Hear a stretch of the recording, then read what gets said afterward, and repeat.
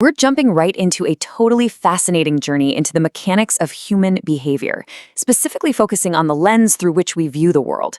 We're going to explore 3 incredible real-world parables that expose an absolutely massive blind spot in our society, and that is the danger of judging entirely by surface appearances. We rely so heavily on our eyes, right? The clothes people wear, the jobs they have, the cars they drive. We use all those visuals to paint this complete picture of who they are. But what happens when our eyes completely deceive us, when the picture we've built in our heads is just straight up wrong? Today, we are looking at 3 specific moments where the undeniable truth totally shattered the illusion of appearance. Okay, let's dive right into this. Think about the balance between someone's character and their physical appearance. Now, in a perfect world, those 2 things align perfectly. But in reality, society almost always uses appearance as a shortcut to guess character. It's like a giant visual puzzle we just keep solving wrong. We constantly mistake wealth for worth and poverty for a lack of integrity. So, as we go through today's explainer, I want you to keep that flawed visual bias in mind, because in literally every story we're about to examine, the people involved are judged entirely on their surface appearance, while their true character is completely ignored. Section 1. The Homeless Hero. A life saved, a good deed punished. This story brings us right to the freezing streets of Boston, where a 19-year-old homeless teen named Jake saved a man's life, only to find himself in handcuffs the very next morning. Well, to understand how this unbelievable setup happened, we really have to look at the sheer, stark contrast between the 2 people involved. See, after losing his parents in a tragic car crash, Jake had been homeless for 2 years, just surviving on odd jobs. One freezing winter evening, Jake actually witnessed an elderly, clearly wealthy man collapse right onto the sidewalk. And while crowds of people just stood there, many literally pulling out their phones to record it, valuing the spectacle over the person, Jake ran in. He yelled for an ambulance, he performed first aid to keep the man alive, and when the paramedics took over, he just quietly walked away. Now, the man Jake saved was William Harper, a self-made millionaire with a massive construction empire. But here's the kicker. When William's extremely expensive watch went missing during that medical emergency, a witness immediately pointed the finger at Jake. The internet and local news took one look at the optics here, a wealthy millionaire and a ragged homeless teen, and they just filled in the blanks. Social media absolutely exploded, calling Jake a typical homeless criminal. People saw exactly what they expected to see, and they just assumed guilt. But when William woke up in the hospital, he wasn't buying that narrative for a second. The young man's face he remembered seeing right before he passed out, that wasn't the face of a mugger. It was the face of someone desperately trying to save him. The surface optic just did not match his reality. So William asked the ultimate question: who actually stole the watch? Refusing to just accept society's visual bias, William actually hired a private investigator to bypass all the gossip and pull the security footage from the nearby stores. And what they found hiding in those video frames changes the entire story. Boom! The real thief wasn't some desperate homeless teenager at all. The footage clearly showed the watch being swiped by a wealthy investment banker who was just standing a few feet away in the crowd. And honestly, the plot thickens here, because this banker, he was actually the brother-in-law of the police captain who was leading the investigation. Jake was targeted simply because his appearance made him convenient. Pinning it on the unhoused kid was just way easier than exposing a powerful, well-dressed executive. But just follow Jake's incredible trajectory after this. William didn't just clear Jake's name quietly behind closed doors. No way. He held a massive press conference. He took that security footage and projected it onto a giant screen for literally every news camera in the city. He forced society to visually watch their own bias fall apart in real time. Jake went from being wrongfully arrested to publicly exonerated in an instant. A month later, William offered Jake a job. And not out of pity, but because of his undeniable character. Within 2 years, Jake absolutely crushed it, climbing the ladder to become one of the company's youngest project managers. And this just brilliantly illustrates the core lesson of Jake's journey. 5 years later, Jake was standing on a stage at a major business conference. He projected an old photograph of himself sitting outside that homeless shelter, and he delivered this exact thought: never judge someone's future by their current situation. He had become one of Boston's most respected young businessmen. And the crazy part? The very people who had once judged him so harshly by his appearance were now forced to sit right there in the front row and witness his success. Section 2. The Billionaire's Delivery. A slammed door, a hidden past. This brings us to 18-year-old Noah, an incredibly hardworking delivery driver whose life just absolutely collided with one of the most ruthless billionaires in America. So picture this. Noah is attending community college by day and delivering food by night, all just to support his single mother. During this massive rainstorm, Noah delivers an order to the mansion of Richard Sterling, who is this incredibly wealthy, cutthroat executive. Richard takes the food, looks Noah up and down with absolute disgust, tells him that people who actually work hard don't spend their lives delivering burgers, and literally slams the door in his face. It was the ultimate judgment based purely on optics. Well, tragically, just a week later, Noah's mother falls critically ill with a super rare heart condition. Noah ends up selling everything he owns to afford her treatments. And while he's desperately searching through old boxes for her insurance papers, he stumbles across a sealed envelope with a note from his mother. Which of course begs the question, what on earth was hidden inside? Well, it was a letter containing a blinding truth that was about to completely upend both of their lives. The man who had just slammed the door in Noah's face, the ruthless billionaire Richard Sterling, was his biological father. Yeah, 18 years earlier, Richard's extremely powerful, wealthy parents had secretly paid Noah's mother to disappear when she got pregnant. They kept Richard completely in the dark.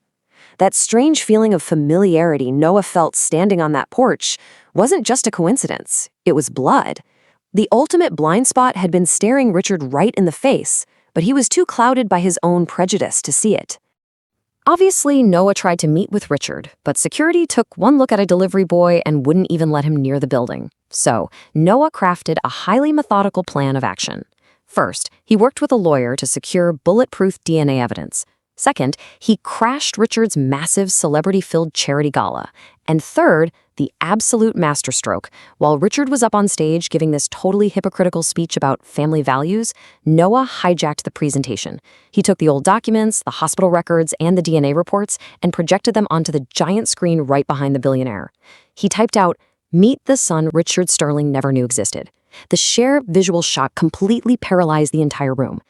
Richard immediately investigated, realized it was all completely true, and was just crushed by guilt, especially when he remembered how he had looked at his own son and judged him as just some lazy delivery boy. He quietly paid for the mother's medical treatments out of duty. And years later, at Noah's college graduation, Richard sat proudly in the front row. Noah realized something so profound through all this. Sometimes the greatest revenge is becoming successful enough that the people who underestimated you are forced to face the truth. Let's move to section 3 and see how this builds. The janitor's secret. The ultimate setup, the ultimate reveal. This final story takes place inside the brutal social hierarchy of an ultra-wealthy high school, where having a worn-out backpack essentially put a target on your back. The visual divide at this school was perfectly represented by two students, Ethan and Brandon Carter. Every single day, while all the other kids were pulling up in luxury cars, Ethan walked through the gates wearing hand-me-downs. His father was the school janitor, and honestly, for that student body, that single visual detail was all they needed to decide Ethan wasn't worth their time. Brandon, on the other hand, was your classic entitled bully. His family donated millions to the school, which basically bought him immunity. Brandon constantly mocked Ethan's father. But it escalated from standard bullying to a highly targeted setup when the final exam answers were suddenly discovered inside Ethan's locker. Brandon had framed him perfectly. The school administration took one look at the janitor's son and the generous donor's son, and based purely on the surface optics, decided it was an open and shut case. Ethan's scholarship was suspended immediately. But oh man, a storm was quietly brewing. The school board scheduled a special disciplinary assembly to permanently expel Ethan. But the night before, Ethan woke up to find his father sitting at the kitchen table, completely surrounded by legal documents and a team of high-powered, expensive lawyers. Morning arrives. The principal is standing on stage in front of a packed auditorium, fully ready to ruin Ethan's life, with Brandon just smirking right there in the front row. And right in the middle of the assembly, the auditorium doors fly open, and this team of lawyers marches straight up onto the stage. The lead lawyer walks up, hooks a laptop into the giant projector screen on stage, and brings up the logo of the state's largest real estate holding company. The lawyers calmly announce to the room that this specific company owns the very land and the building that the school currently operates on. The principal is totally bewildered, demanding to know why on earth this matters, which led to one very simple, very dangerous question. Who actually owns the school's land?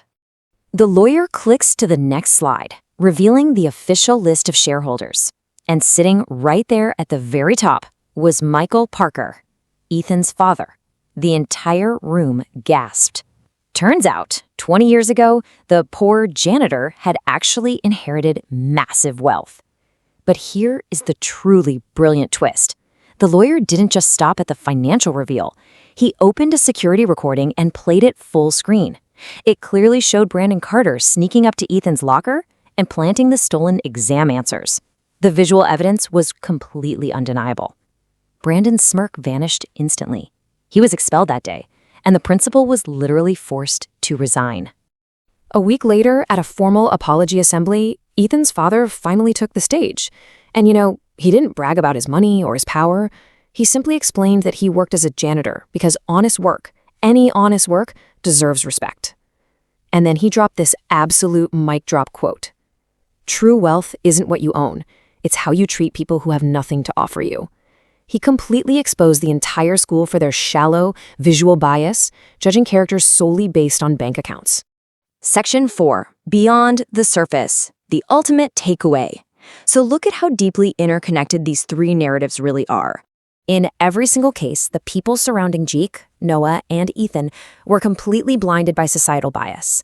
They looked at a surface appearance, a homeless teen, a delivery boy, a janitor, and they falsely projected a whole set of negative assumptions onto them. They let the surface optic completely override the reality. But the crazy part is, the truth was always hidden right there in plain sight. Jake's true character was totally evident in his life-saving actions, but it was obscured by his lack of a home. Noah's bloodline was written right on his face, but obscured by his delivery uniform.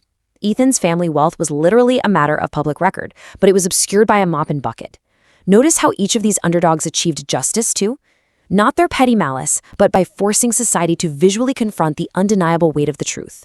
We're talking security tapes, DNA records, and property deeds, all displayed on giant screens for everyone to clearly see. Which leaves us with one final vital question to think about. Next time you look at someone, will you see their appearance, or will you actually see their character?